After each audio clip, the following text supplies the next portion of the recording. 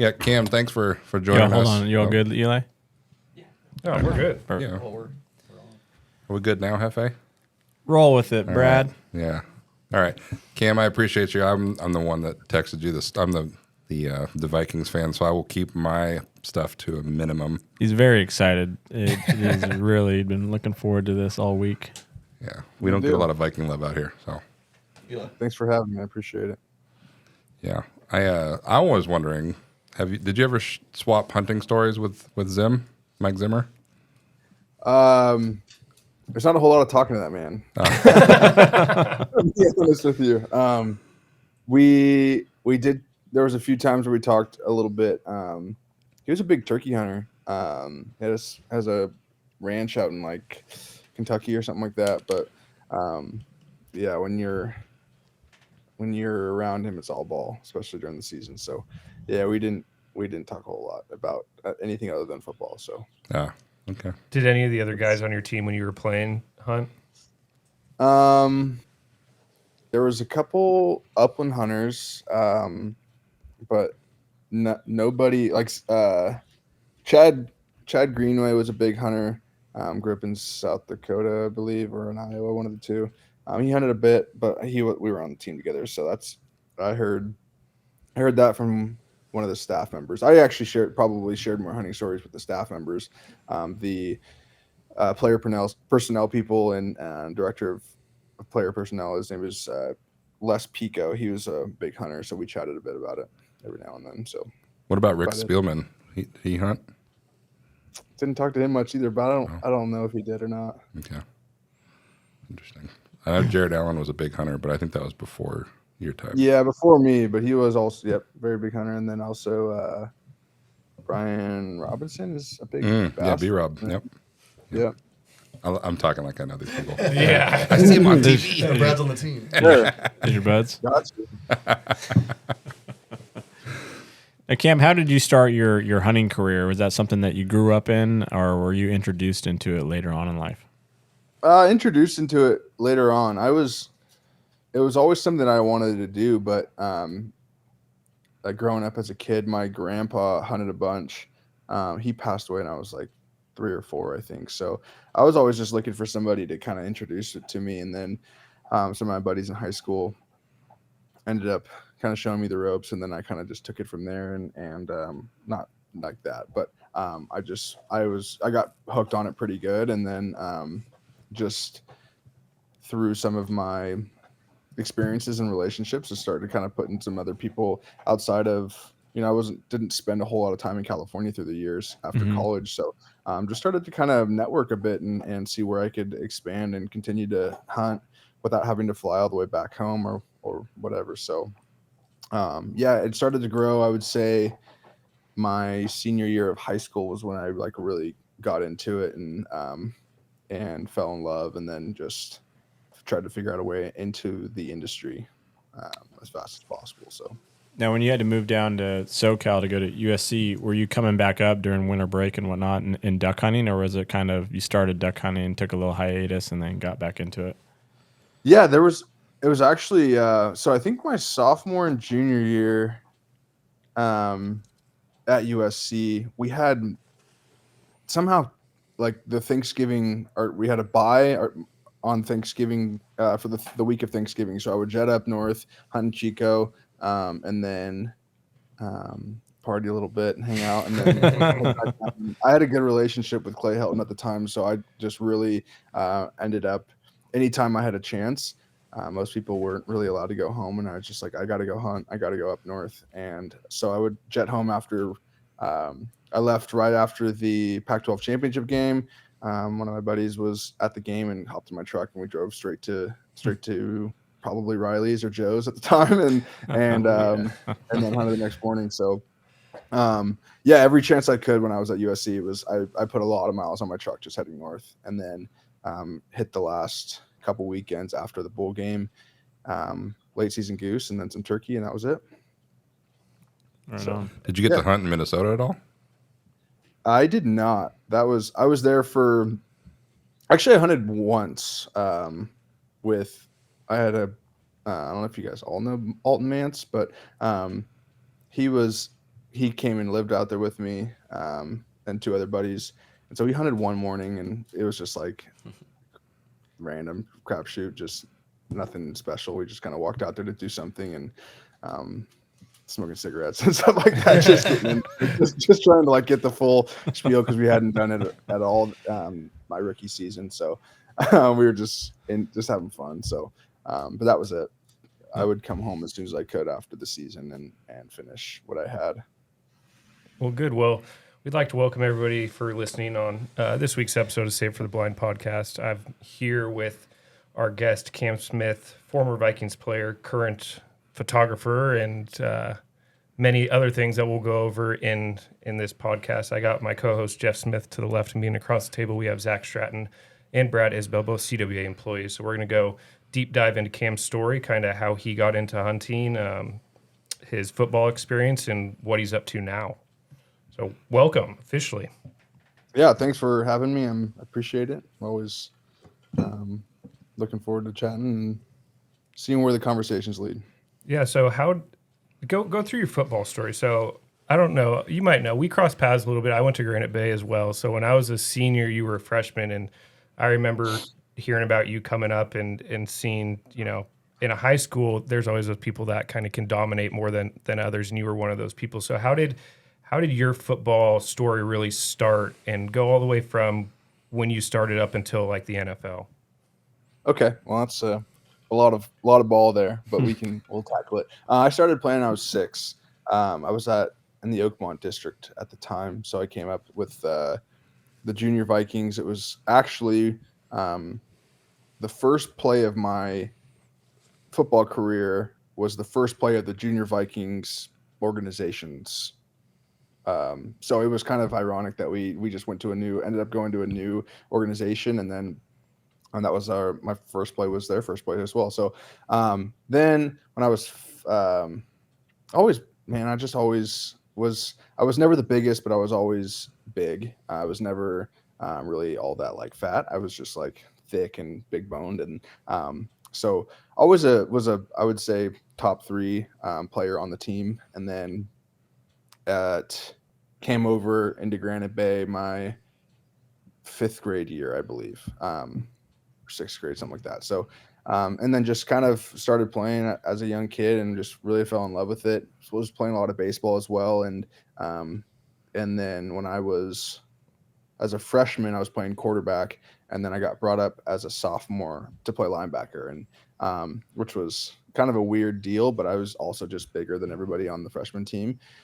And then that sophomore year, we won the state championship. I led the state in tackles, and things just kind of started rolling from there.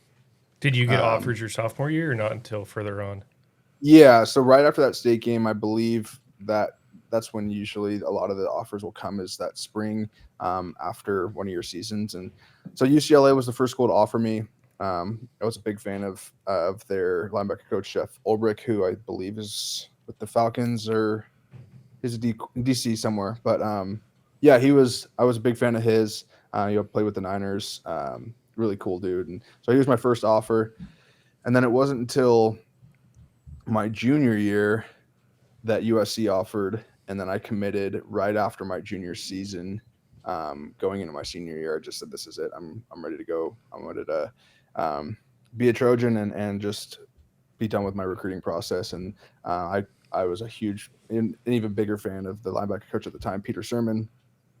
We had just a lot of similarities, and he just knew how to speak to me, knew how to recruit me, et cetera. So ended up at USC as an early enrollee. I graduated high school early, and I just wanted to go and play. I didn't want to sit. I didn't want to redshirt. I didn't want to do anything. So I felt enrolling in the spring was going to give me the best advantage to starting that year. So I had a great spring, killer spring. Probably some of the best football that I've ever played. Honestly, I just out there having fun like a high schooler, and made some great plays and really put myself in the position to compete when fall camp rolled around. And then first game of the year, walked out as the first starting inside linebacker as a freshman since like 1978 or something like that. So yeah, and then everything just really started fallen into place. And started all 4 years at USC. Was a 2-time captain. We won a Rose Bowl, won a Pac-12 championship. Had some good games, some tough games, and yeah, good seasons, bad seasons, all of it. So had a lot of fun though, and then ended up getting drafted by the Vikings in the 5th round, 2019, and then that's a whole different story. Just kind of going in as a freshman or as a rookie, in a stacked linebacker room, and the first time I'd say that anything football related had ever presented anything tough, where I didn't feel like I was, I wasn't the man. I wasn't the man anymore. Yeah. There was, guys that I had looked up to, that I was now sharing the field with. And I think it took a good couple months for me to almost lose the starstruck type mindset and feel like I was, belonged out there. And yeah, I don't know. I look back now as I retired in 2021 and wondered what it would have been like if I was in a different organization. All kinds of, not regrets, but more so just questions as they ponder. But yeah, so my rookie year was an interesting one. I ended up playing a good bit on special teams and didn't really play much at linebacker until some of the late snaps in a game, or I think we were clinched. We clinched the playoffs already, walking into week 17 against the Bears, and played like 45 snaps at linebacker because all of our starters were sat. But yeah, won a playoff game in New Orleans. Like I said, played a good bit of special teams and was starting to feel comfortable towards the end of the season and ready to kind of come in my second year and compete for a job. And then I was diagnosed with a bicuspid aortic valve after COVID. I had a presumptive positive that COVID year in 2020, and then I had open heart surgery in August of 2020, and fought all year. I wanted to come back. We can dive into that more if you guys like, but yeah, I wanted to come back and play. That was a big goal of mine. And walking into 2021, I was a little bit more rusty than I thought I was going to be. I thought I was going to come back in and be just like normal, and unfortunately, I put a pretty big ultimatum, so to speak, where I felt like that the first preseason game in 2021, I felt like I was either going to have the best game of my life, or I was going to retire. I was really putting it up to God or the universe to tell me if I should keep playing football. I was getting kind of beat up with it. I was just done. I was also started to really ponder a little bit more about health and what I wanted to do and what I wanted to be growing up and continuing to move forward. And I felt like at some point football was going to end no matter what. And so I just wanted something that, something new and just to put it behind me. And the last 3 years have been tough, really tough, but I feel like I'm finally in a place where I'm excited again, and I'm feeling, I'm looking forward to things. So that's kind of a quick recap on the last 20 years of my life. But basically, you got COVID and then you found your heart condition. But previous to that, you've had a bunch of doctor's appointments, physicals, etc., and nothing ever showed up at all. Nothing ever showed up. We were, having EKGs and all kinds of stuff at the combine, and everything was fine. It took an echocardiogram and an MRI to figure out what I had. And like I told you guys, my grandpa passed away when I was young, and he had a heart attack. And I've always been told that I was just like him. So I wonder if he maybe had the same thing or what. But yeah, it was a presumptive positive. So I don't even know if it was a truly real positive COVID test. So I would say I'm one of the only people that can confidently admit that COVID saved my life. So it's it's an interesting deal, but everything happens for a reason. And now I feel like in a way it's a story to be told. And just, I think now that I'm in a world of telling stories and trying to create a uniqueness to the way that I perceive the world, I believe that this is all just was meant to be for something like this. So, yeah.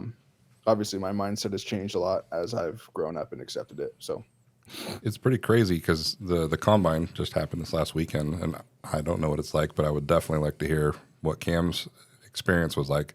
They poke and prod you and do all kinds of crazy stuff during this like week long event, don't they? oh yeah, I think I would say that the Senior Bowl was the worst week of my life, but then I think a close second is the combine. It's like a cattle auction. You walk out, you stand on this big. When you go weigh in, you stand on a big stage. You have every personnel coach, head coach, linebacker, whatever position coach, and you're standing in your compression shorts, butt naked, and you're on this big circle stage, and everyone's surrounding you, and they look and write and you weigh in, you get your measurements, everything, and then it's they the thing. I mean, they look for issues, right? They look for a reason to not spend money on you, and so it's pretty much. The Senior Bowl was the hardest week of my life. Going to bed at 2 a.m., interviews, all kinds of stuff, and then waking up at 6 and going to meetings and practice and games. And we had John Gruden, who was miserable to be around. I did not enjoy it. The staff was horrible. I was just not. They loved the cameras. They loved being in front of. They wanted all the attention, and the Niners staff was there too, and they were just the complete opposite. Like they didn't meet. Shanahan was there with, Saleh and D'Amico Ryans, and they're like, we're not doing this. We're gonna show up. We're just here because we have to be here. And so I definitely had a little bit of. I was a little bummed hearing some of the players on the Niners side not having to do a lot of stuff, and they were taking naps during the day, and I'm like, I'm sleeping. I mean, but 6 hours in the last 3 nights. So, and then the combine, yes, combine's tough. It's just long days and Crazy a lot of stress. questions. Yep, crazy questions, long days, and but for the most part, yeah, I'm glad that it's over with. It's a good experience. I think very few people have gotten to experience it. So, but yeah. Okay, I only have one more football question because you played during the COVID season, and that probably was super weird because the Vikings stadium is a huge indoor stadium, and it was empty. So, what was that experience like? I would say, a lot of us liked it. It was a unique. It was harder on the defense, I'd say, because when you're making calls and you have Aaron Rodgers across the ball from you, and for the most part, every defensive terminology and lingo is all the same. Something with a 3 in it, that we're gonna play cover 3. Or if you hear some sort of, I guess like anything with a smack, or you hear like all these different words, who's blitzing for the most part. And so I would say, as a defense, it was a lot harder because the offense could hear pretty much what you were running. So without all the noise and without all of where you have some of the best in the game able to really slow it down, because the adrenaline's not really flying as much as it was when you have 80,000 people in there. It presented a lot of new issues, and so as a defense, we tried to do a lot of different things and we struggled that year for sure. So I don't know. It was something that, again, I think people are going to look back on and ask a lot of questions about that year, because it was something that no one's ever seen before. So glad to have been a part of it, and glad to have seen the wonkiness and just kind of having fun and doing whatever we could to get through the year, I guess. That's right. The season opener was against the Packers. I mean, Yep. Coach Zimmer didn't play rookies. Justin Jefferson didn't even really get to play much. So that tells you kind of his view. Yeah, he was definitely, he had an old mindset, and the defensive side of the ball. I think when I walked in as a freshman, 11 out of the 12 starters or people who rotated on were all either on their second or third contract. So that goes to show how when I walked in, I'm like, I'm not doing much here. They're all, Eric Hendricks, Anthony Barr, they're making $10, $12 $1 million a piece. There's just not a whole lot outside of special teams that I'm going to really contribute much. So that was tough. Yeah, absolutely. How do you cope with being an athlete? Everyone's career ends at some point, some later than others. How are you coping with, dedicating your life to a sport and now kind of not walking away from that, but moving on and starting a new chapter of your life? This could be a podcast in itself. I've had many of the transition outside of the game and into the real world, so to speak, is hard, and every individual faces is something different, and there's really no answer to how to make it better. And I think I always felt extremely confident in the places that I put my passion towards. I've always felt like I had things outside of the game that I love to do, and I always felt as soon as the game was over, I was going to have something that I love to do.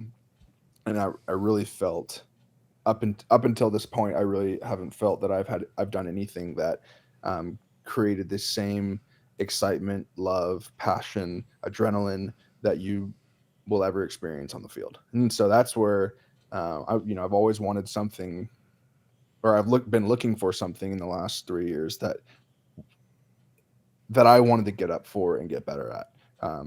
And sales wasn't for me. I'm not a seller. I'm not anybody that will thrive in that business, nor is that something that I want to do. So outside of that, and there's a lot of athletes have thrived in the sales world because it's competitive. You can compete with yourself. You can strive to get better, but I have just not wanted to do that. And so like I've said, up until this point where here I am back in California, I have an interview tomorrow with a talent agency for my first introduction back into the film space. I want to be a producer, and I feel,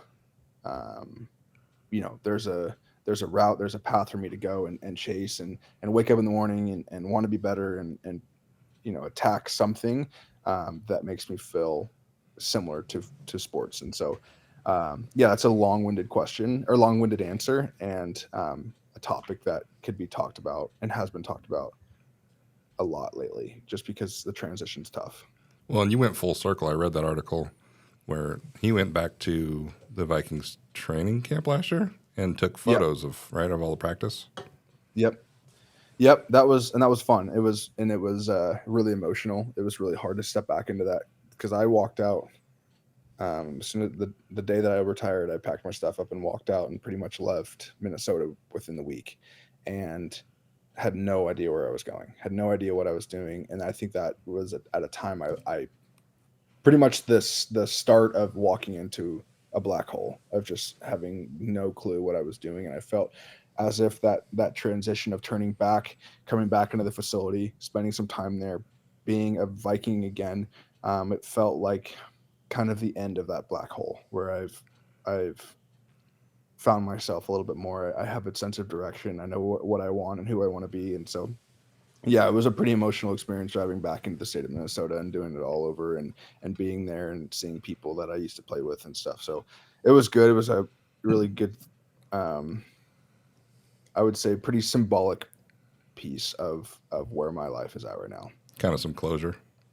A little bit, a lot of closure. And then you worked at, what was the duck club you were telling me, the place in Missouri? Habitat Flats. Yeah. So what did you do out there? You did something with photography? Yeah, so I ended up, I wanted to look at photography in the way that the hunting space has been doing it, where it's just brand work and I think it's hard to make money in that space these days because a lot of brands don't see, you have a lot of people are willing to do it for product or for, just a little bit of exposure, because they don't, a lot of hunting photographers don't really take it that serious because for the most part, they're just hunters that bring a camera around. And so there's obviously creative people, but there's also, there's a lot of people that do it well. But I was looking at it more like, okay, how can I make a living out of this? And, some of the most successful photographers are wedding photographers. And so I wanted to apply that mindset of capturing somebody's memories, somebody's experiences. And so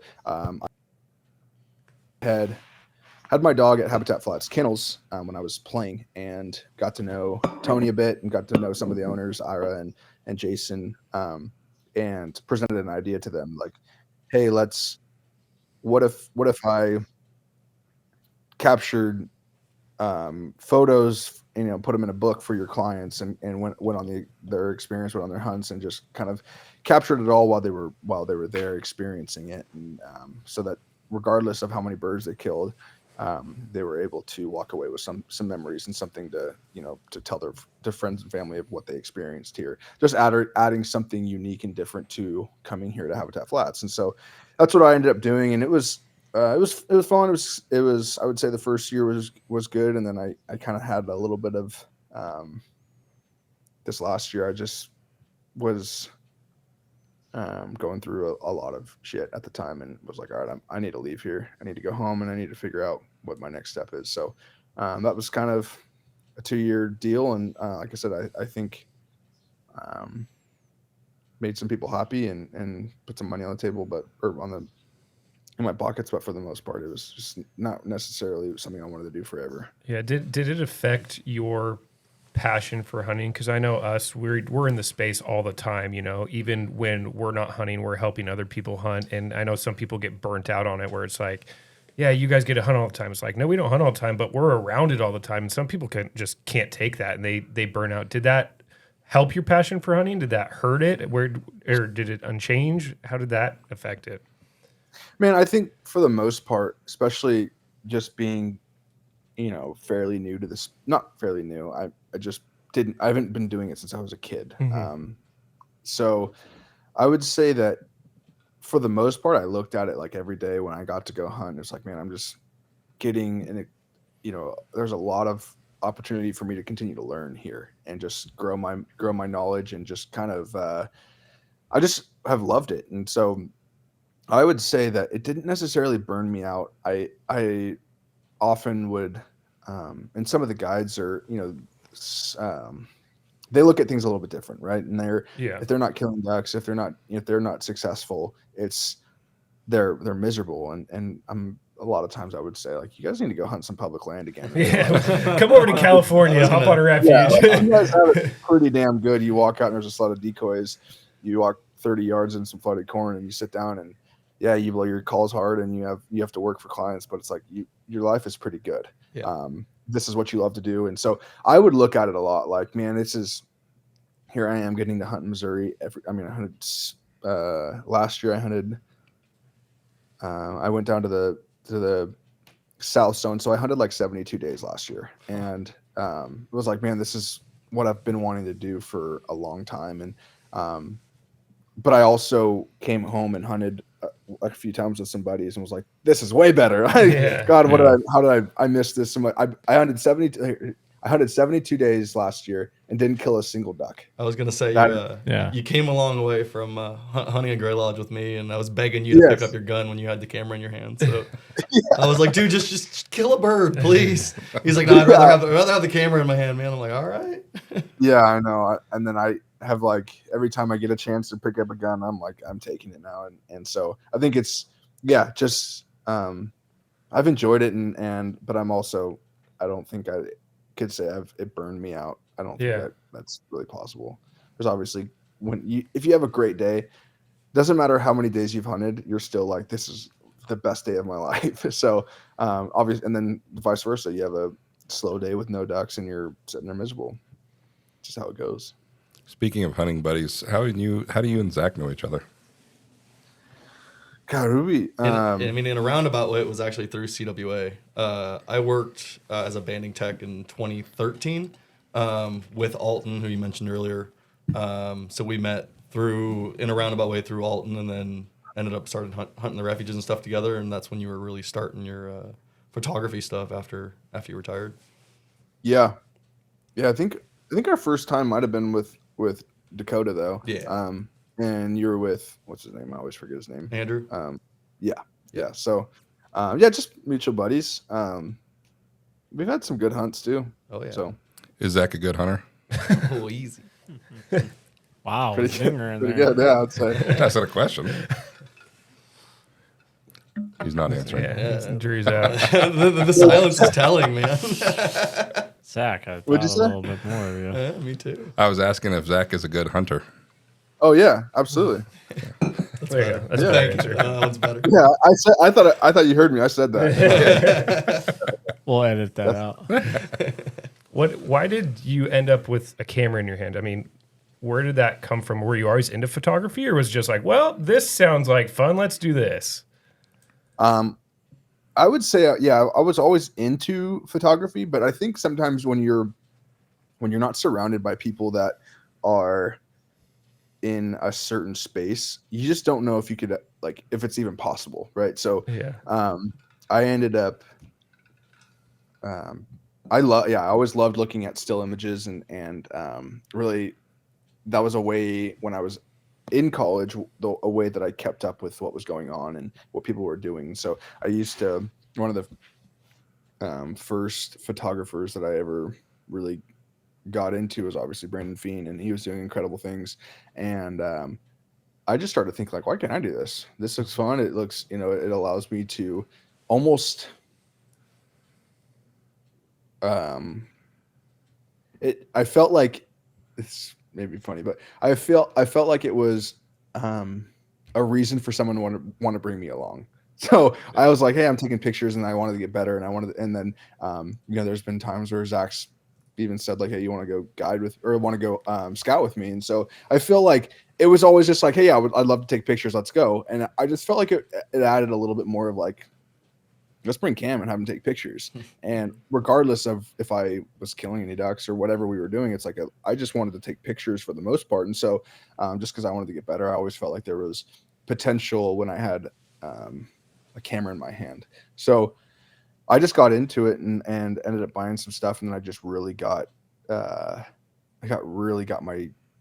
sunk my teeth into it, where I was just looking at all of these different photographers and different industries and looking at the way that, how could street photography and the style of street photography be applied to the outdoor industry and the surfing, so many people in so many industries are doing things differently. And I would say that the creativity is so much more drastic, or like the bar is so much higher, I should say, outside of the outdoor industry, because you really, like I said, you don't really have a lot of people that would rather pick up a camera than pick up a gun. Yeah. And so it's like, I feel like those hunting photographers are doing it as a way of creating means to allow them to hunt.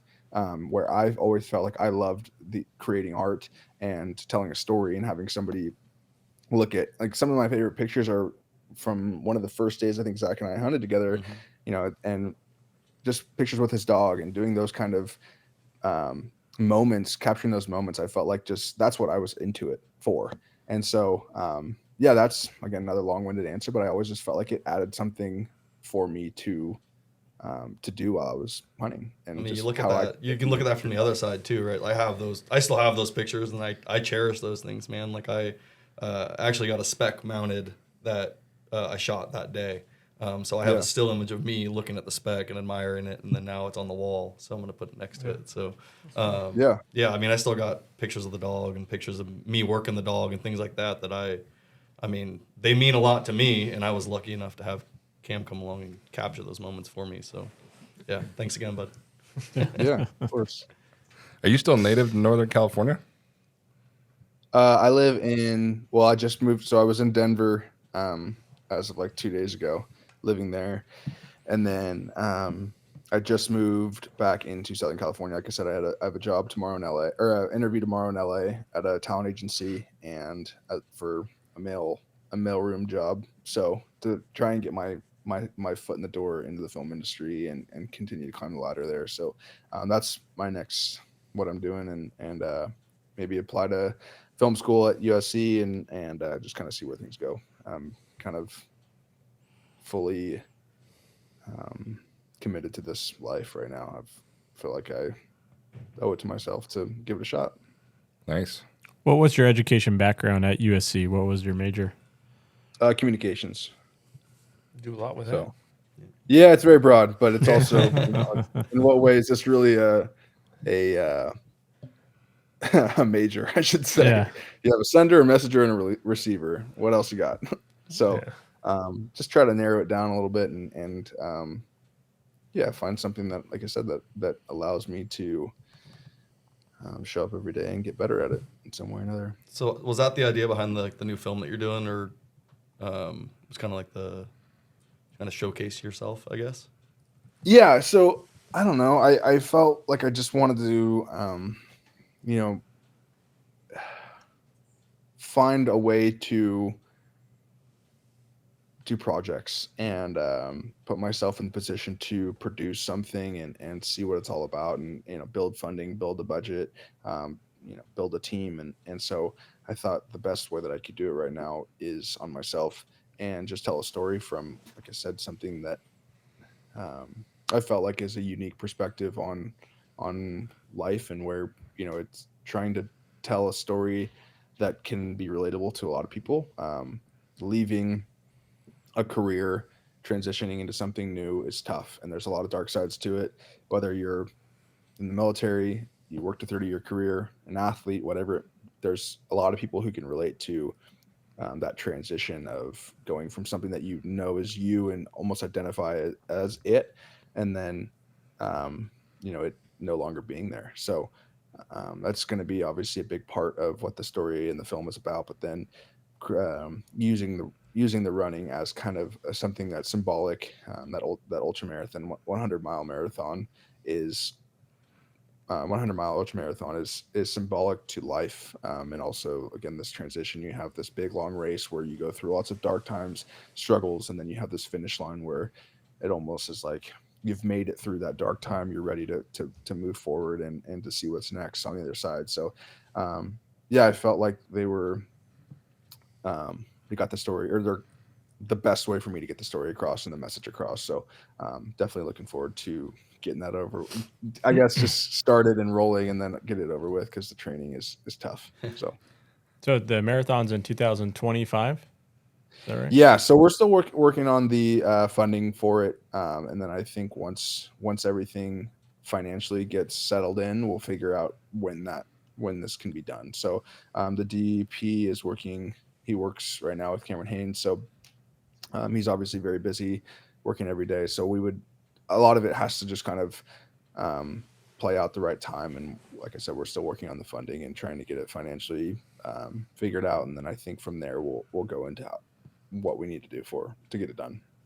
What a story, though, right? I mean, COVID, heart surgery, professional athlete, and now you're going to run 100 miles. That's insane. I don't even want to drive 100 miles. That's crazy. We'll have to link your Instagram to this so people can go in and see the trailer. We watched it before we got on with you, and it is awesome. So, thank you. Yeah, definitely. There's some more football questions that Brad had on here. I don't know why I didn't want to ask him, but I see one that says, "Who's the hardest person at USC or the NFL that you had to tackle?" Saquon Barkley. Oh, really? At Penn State, we played them in the Rose Bowl. He ran hard. He was good. I'd say him. Tariq Cohen, he was a running back for the Chicago Bears. He was a little short and quick and shifty, and he was tough as well. But yeah, I would say I would one of those two, or I would say Saquon Barkley for sure. He ran hard, and I think they call him Saint Quad Barkley. Have you seen that dude's legs? Goodness, insane. Right. Yeah. I'm sure you're able to meet a lot of cool people during your football career through college and the NFL. Who's somebody that sticks out in your mind as somebody that's either like a role model or just a downright cool person that you're like, wow, I was able to meet this person or have a relationship with them during your times? Oh, that's a good question. I had a great time with Eric Hendricks played football at UCLA, and then started like 7 years with the Vikings, and he's just a cool dude, man. He's I don't know. He's good to everybody. He's a nice guy. He's energetic. He's really unique. He's got a lot of fun passions, and and he was just cool to me when I was there, and we've stayed in touch since we both parted our ways. And so he's definitely a unique personality and cool dude. I don't know. I would say that there's a lot of really cool people in that Vikings locker room. Kirk is one of the most unique individuals I've ever been around, and I say unique in an awesome way. Such a cool dude, such a great teammate, and just one of a kind. Loyal and just incredibly intelligent and calculated and like I said, great leader, good person. Treated you the first day I walked in, he knew my name and where I went to school, where I was from, and I just really appreciated that. I thought it was super cool. So yeah, that locker room was filled with awesome people, and I can't say enough. Like the Vikings organization knows how to put together a team that is filled with people that are good dudes and want to work hard and want to play hard. And it's unfortunate because I think on paper we have one of the best. They have one of the best rosters year after year, but they just can't really get the luck of staying healthy and having kickers that put it through the uprights. So, are we talking about the Seattle game? Oh, I mean, there's just heartbreaking. Always to win games in the NFL, you have to get lucky at some point, especially late down in the season. You have to be healthy and you have to have some things roll your way. So, and I just don't think that they've been lucky enough. So, yeah, Eric Kendricks is another artist. Yep. Yeah, he's that does some painting or drawing, whatever. He's also into cars. He is a cool dude. I like him a lot. So they had some crazy thing. So I don't know how they quantify this, but they can do stats on teams' overall luck. And the Vikings were rated as the most unlucky team in the NFL. Is that really? And as a fan of 30 plus years, I can agree with that. Yeah. It's actually so crazy how many fans come out of the woodworks that are Vikings fans. As soon as I meet somebody for the first time, it's either I'm a huge Vikings fan or my brother's a huge Vikings fan or my dad or whatever. And I was in San Diego one time and they have a full-on Vikings bar down there, and it was packed shoulder to shoulder, like watching a game, and it was pretty cool. So it's like we all have a shared misery. That's what it is. And they all have the same mindset as you. Yeah. It's all like, I'm unfortunately a Vikings fan. Like, when I text Cam, I said, "Skull." Just a little. You're so excited, aren't I you? am. So I went to a season opener. Tone it down just a little bit. I went to the Niners game, the Niners Vikings season opener a few years ago, and being there for the Skull chant was at US Bank. Yep. And yeah, you guys see a win. You cried. I did get to see them win. It was when Jimmy G first started for the Niners, and you didn't go to the playoff game? No, I live in California. That was a bucket list item for me. It was that one time, but no, the one against the Saints where I think Kyle Rudolph caught the touchdown in the back of the end zone. That was the last time I was really excited. Yep. And then you watch us get our ass handed to in Levi's. The look on Brad's face when I told him that we knew each other, he was like, "Can we get him on the podcast?" I was like, "Yeah, man, of course." I'm sure he'd be down for that. Yeah, he's got Viking stuff in his office. Oh yeah, I have a Vikings wedding ring right now. Yeah, he literally has a Vikings wedding ring on. But I also think it's cool that the hunting and photography that Cam does, and we do have a Southern California presence. Yeah, and a few people down there that are employed through CWA. So I'd like to obviously talk offline and have him pair up, maybe get some photos and some work down there for us as well. Yeah, that'd be super cool. I mean, now that you're down there, have you thought about your future hunting endeavors? It's not the cream of the crop as you're used to down in Southern California. You just plan on driving up north, or what's your plans for the future hunting? Oh yeah, I've done it before. I've spent a lot of time, whether it be getting a flight or whatever, and my dad still lives up there, so I've got plenty of friends, and so that's exactly what I had planned was when I need to hunt. You'll make it happen. Jet up north, yeah, and Goose Lake, I've man. branched out. I've branched out and have some buddies all over the country, and feel like if I need to hunt and need to get out of the concrete, then I can make that happen. So I'm hoping to one day have enough money to have a little membership at a club or something like that, and drive up and have a spot no matter what. So not have to do the public land forever. So there's the opportunities for me to hunt are not going away. I'll be in and out of LA as much as I need to be. So we'll have to share a blind sometime together, Brad. Or Heck yeah. I did my first duck hunting this year, and it was quite a blast.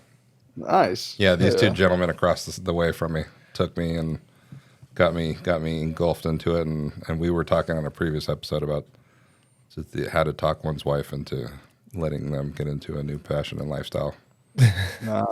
It's. I think if we could get you in a blind cam, and then I think Brad will come He'll on. be in a there. second. Yeah. I don't think Brad's there'd be any there. hesitation. Yeah. Does purple work with camo? Yeah. He was hesitant on his second hunt, but if you're coming, he's there. I'm in. I'm already in. I'm in. Yeah. Absolutely. Hesitant on a second hunt. Why is that? No, I was supposed to go on a goose hunt 2 weeks ago, but there was no canceled. geese. Yeah. But I was going to be there. I have a few items or a few harvests that I would like to get, and one of them was a speck that I wanted to get. What are your thoughts on and turkeys? a wood duck. I would be okay with that. You said that you sit there quietly, and that's never been a strength of mine. So I'm not sure how that would go. But yeah, I would absolutely. I would do any of those at least once to get the experience. I don't feel like it's fair to have an opinion without trying it. Love that attitude. Like Yeah. it. What was the hunting like this year? It was an interesting season, kind of warm, high overcast, gray skies for a lot of it, which doesn't make the best duck hunting. But I do feel we had a better January than we've had in a while. You know, that's kind of when the duck hunting seemed to kick back up. So it ended on a good note. And for a duck hunter, it's what you remember at the end of the season. Yeah, that's exactly how it went. We had a great hunt. We went a little earlier than that, but we had pretty Early good January. weather. Early January. Early January. Was it? Mm-hmm. Yeah, that was a great hunt. Yeah. You're a great shot. Yeah, I had a Wood few on wood. misfires first. That's okay. I kept going. That's all that matters, right? What matters? You showed up, Brad. Yeah. You showed up.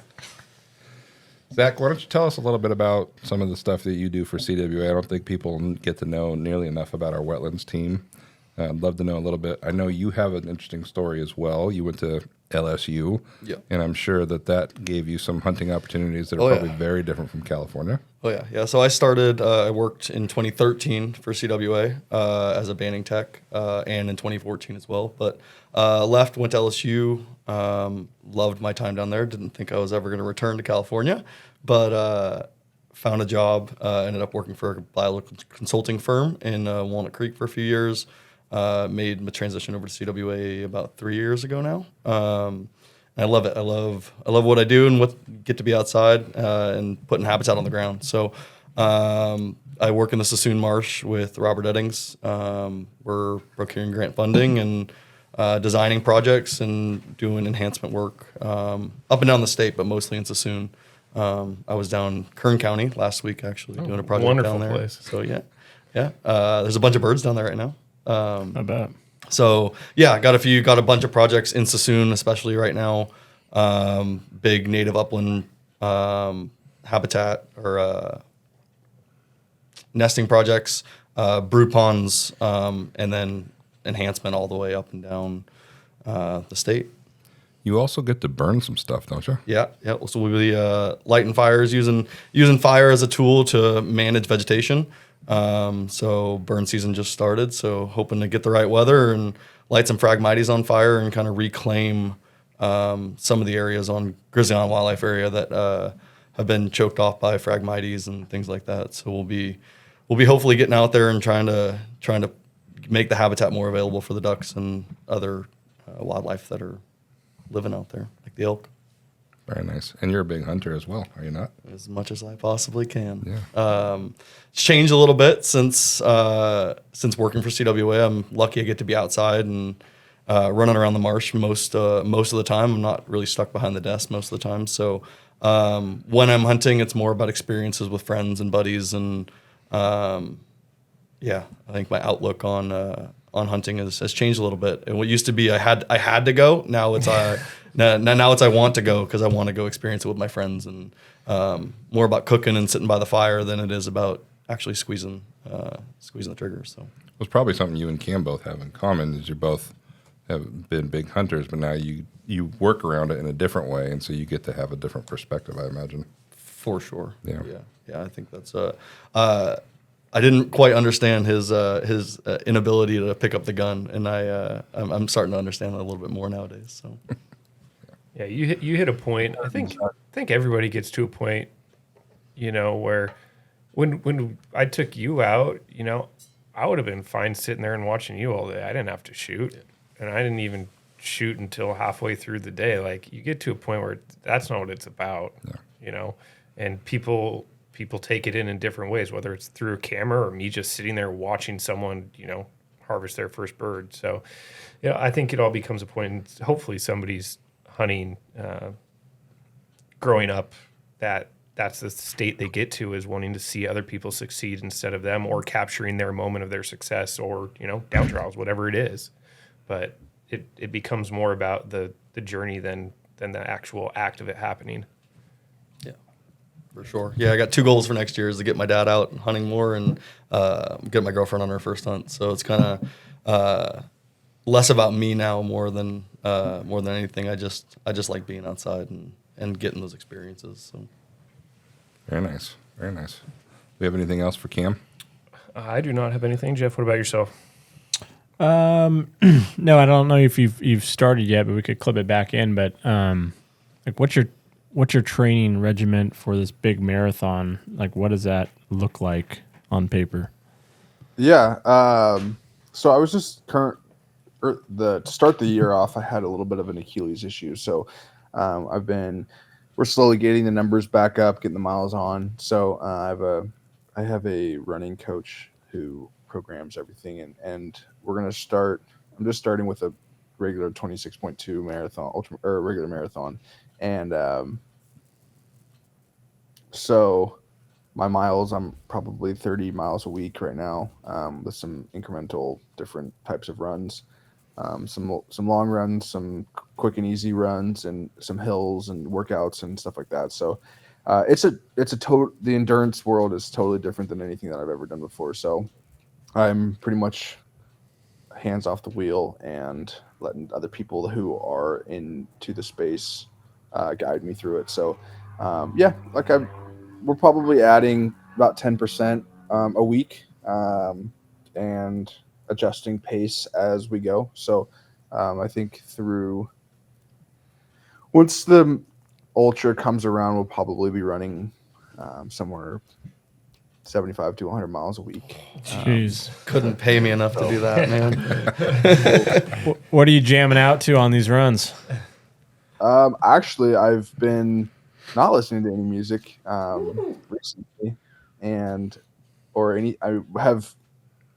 I've been listening to Save for the Blind podcast. Just thinking that. When I've been on the treadmill, I listen to Think and Grow Rich on 1.25 speed, and it's hard. I heard somebody talk about how they listen to an audiobook on 2 times speed every morning as they are on the treadmill, and I don't know how. I don't know if you ever listened to an audiobook on 2 times speed. You don't even know what they're saying. So I was like, I'll just try it on 1.25 and see what it sounds like. And it's like gives me anxiety as I'm running on the treadmill, because it's just like going pretty quick. So I've been trying to I don't know, use my time as much as I can, and I've been working a lot. So we'll see how this new career starts and how we have to fill in the training. Good for you, man, and good luck on all that. That's impressive. Now, Thank with you. with the heart aspect of it, is there any special monitoring that's occurring? No,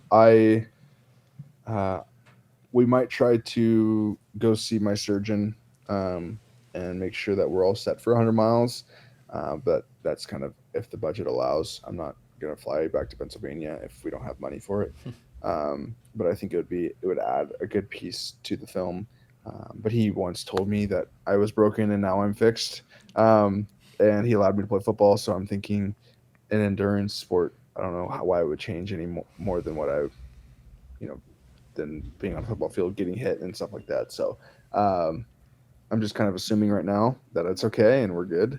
And then if we can, I'll go talk to him and make sure that we're locked in.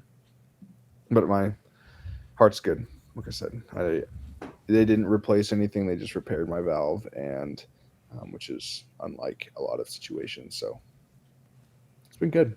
Wow, It's been good. incredible story. Yep. So one last thing, who's the worst fan base you had to be around, college or professional? Washington State is nasty. They love themselves some Cougars, and Pullman, Washington is really unique. So I would say they're aggressive. I think everybody's seen Philly and not been, but that's also just the East Coast, and that's just Philadelphia in general.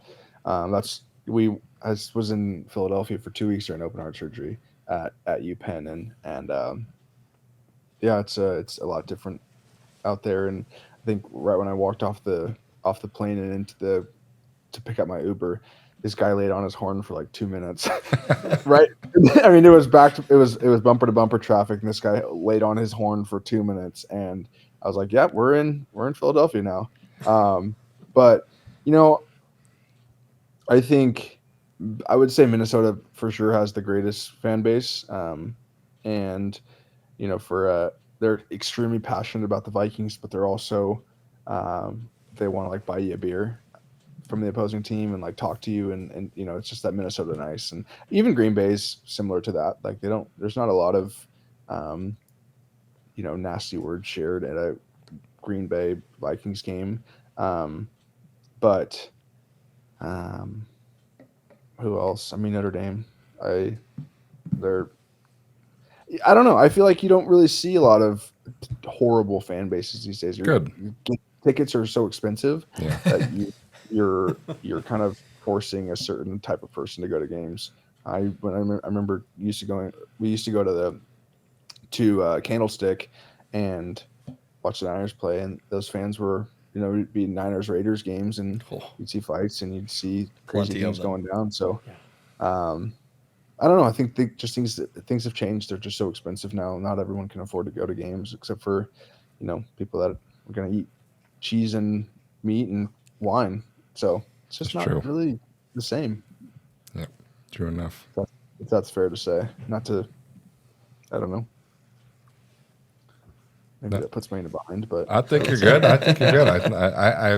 I've seen and read about the Philadelphia Eagle fans, but it's interesting about the college level. That's why I was wondering if there was a difference between those two.